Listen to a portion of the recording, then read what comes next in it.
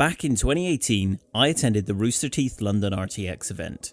This is where I stumbled across a little known game at the time, one clearly inspired by my favourite game franchise and starring an adorably cute fox. That game was one of the first public demos of Tunic, a game that had already been in development for 4 years by that point and still had another 4 to go. The demo though was fantastic. It made my imagination run wild of all the things that could be hidden in this world and how much fun it would be to discover them. 4 lockdowns, 3 years and 1 pandemic later, and the game resurfaced with the demo available on Xbox and PC. Sadly, I was kind of distraught at what the game had become. It seemed to have gone full Dark Souls, with extremely difficult gameplay that almost punished exploration. I was incredibly disappointed and yearned for what the game could have been. Several months later, in March 2022, the game was released, and thankfully as a day one to Xbox Game Pass. I downloaded it with bated breath to discover the best indie developed and Zelda inspired game I have ever played. This is why you should play the incredible Tunic.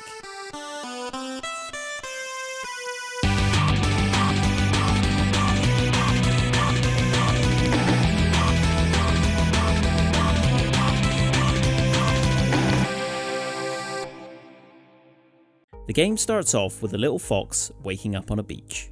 No backstory, no explanation, no prior cutscene, just bam. Here you go. The world is now yours to explore. So, how do you play this game? What should you be doing? Where should you go? The simple answer is, go and figure it out. The game tells you literally nothing from the get-go, and you must simply walk around to find things to do. And there is a hell of a lot to do here. In classic original Legend of Zelda fashion, you can go pretty much anywhere within your character's current abilities. First thing you will find is a little room with a wooden stick. Now, you can go out and fight stuff to explore further. You will come across a sword, a shield, and later down the line, several other items too, including dynamite, a hookshot style item, and many more.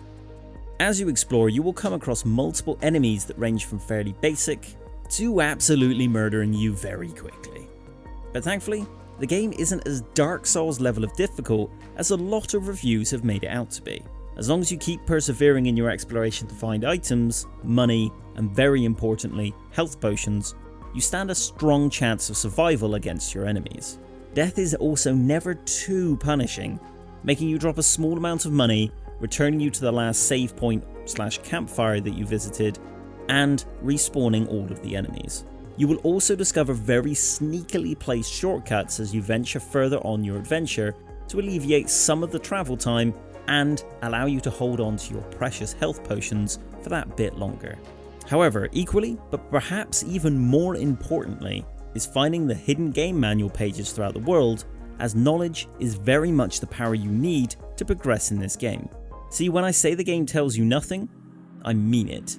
To learn about the mechanics of the game, how to play, or what button does what, these pages are vital to you. Without them, the game would just be 90% guesswork. So instead you work everything out through these pages in a beautiful homage to classic 80s and 90s gaming, and by just seeing what happens when you experiment with the tools available to you. There are no tutorials or advice other than these pages, but thankfully they are amazingly designed, and despite most of it not being written in any real language, you can decipher a lot of what you need to know as it is shown through the images and the little text that you can read. Amazingly, the online community for Tunic did actually figure out how to translate the language, but even with the full details, I still can't really make sense of any of it, so don't expect to be translating the manual as you go along unless you have a hell of a lot of time on your hands.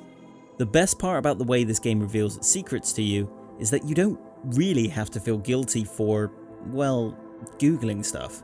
The creator actually encouraged players to build a community to discuss this game and learn about its many layers and hidden intricacies. This is an attempt to imitate the school playground or water cooler discussions that would happen back in the 80s and 90s, but with using the power of the internet to make it a global discussion that anyone can contribute to.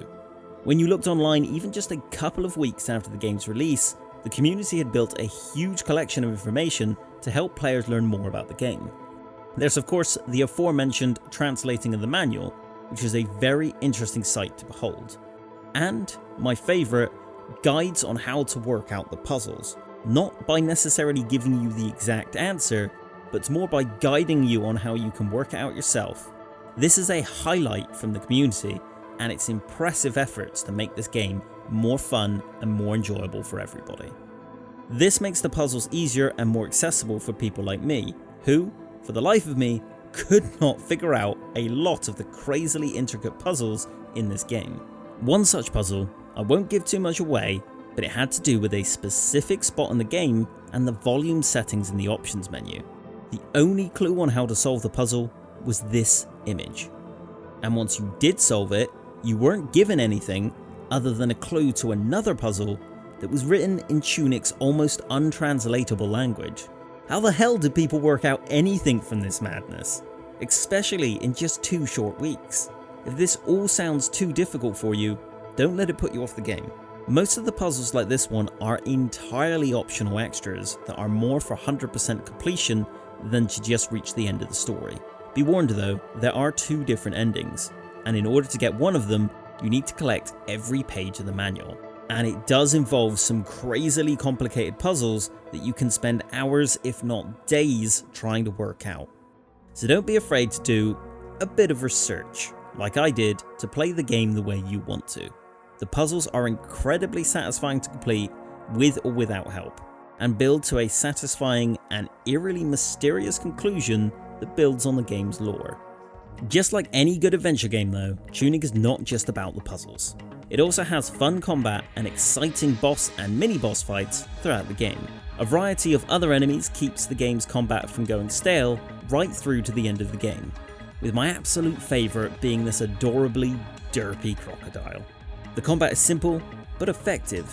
You have a single button to use your sword attack, as per classic Zelda style, a shield that you can hold up to defend and parry with, and a selection of other items, bombs and weapons to help you out. Tying it all together is a stamina system and the all-important dodge roll. Rolling and blocking takes up stamina, but attacking does not. So if you run your stamina dry and can't run away, attack like your life depends on it, because it certainly does for this tiny little fox. So, the game is somewhat difficult, but I wouldn't say it has large difficulty spikes. It more just slowly increases the intensity throughout the game. But you also become smarter and more strategic in your fighting as you learn more about the world. So although enemies are harder, you are simply better at the game. And thanks to some very useful items, you can tear down enemy health very quickly. On top of this, there is an upgrade system that becomes easier to get money for as you progress through the game. But you don't know how to use it or that it even really exists until you find the correct manual page. The way to access it is even so deceptively simple that you wish you had thought of it sooner. My advice if you really struggle to progress from a difficult boss fight is simply wander off in a different direction. There's not really an order to how the game needs to be played, so you can go in a different direction, level up, discover new items, and come back to what you were struggling with later. This is the benefit of the game's open world design and its many secrets, which help you to progress and learn in a way that suits you. So, simple but fun combat, extremely creative and some of the best puzzles in a game ever, and of course, a world filled with intriguing secrets to be discovered. This game has it all. It's topped off with some of the most beautiful world and character design in a video game I've ever come across. An incredibly crafted world that looks like it's made out of paper and cardboard, with lots of variation in its environments and enemy design, such as this incredible Tron-like underground area or the tall mountains of the world. This amazing art direction is accompanied by one of the best soundtracks to a game I've ever come across. Created by composers Lifeformed and Janice Kwan, the soundtrack completely envelops you in a soundscape that is full of truly beautiful melodies that will completely entrance you throughout the game. It's like a mix between techno instruments and classical ideals to music that creates memorable and wonderful tracks that can be relaxing or intense whenever needed, while also giving off a mysterious feel to this unknown world. Absolutely incredible work from these composers who need as much praise as possible for what must be in my top 5 favourite soundtracks for a video game. I cannot wait to hear more of their astounding work. Overall, Tunic is absolutely, undeniably incredible.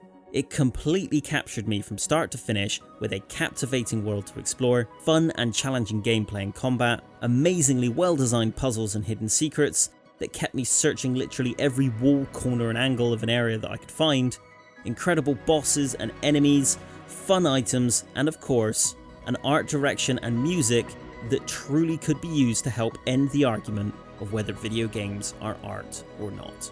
If you haven't already, make sure to check this game out. It's on Game Pass for Xbox and PC, and available to purchase on other stores. You will not be disappointed. One amazing fact to end on is that this game was mostly created by a single person, Andrew Shoulders, an incredibly talented developer who created one of the most memorable games in my 25 plus years of playing them. Congratulations to Andrew Shoulders and anyone else involved in the making of this game. You did a truly incredible job, and I am very excited for whatever you choose to make next.